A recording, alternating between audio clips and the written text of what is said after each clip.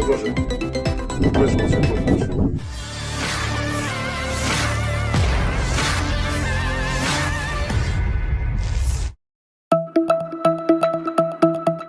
Pasukan khusus Wagner Rusia kembali melancarkan serangannya pada posisi angkatan bersenjata Ukraina. Rekamannya ramai beredar di media sosial Twitter pada Sabtu 29 Oktober 2022. Dua angkatan bersenjata Ukraina ditangkap oleh pasukan Rusia. Setidaknya 31 angkatan bersenjata Ukraina tewas tergeletak di wilayah Donetsk.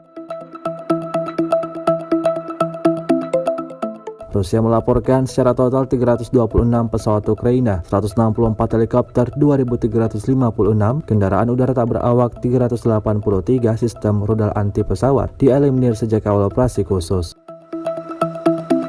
Sementara itu dari kubu Kiev, Kementerian Pertahanan Ukraina melaporkan 480 tentara Rusia dieliminir dalam sehari terakhir. Sebanyak 69.700 prajurit Federasi Rusia meninggal sejak awal konflik hingga hari ke-247. Опачки. Сейчас тут будет стоять охуенный аппарат. Да не аппарат, это отдыхает, тоже отдыхают мальчики.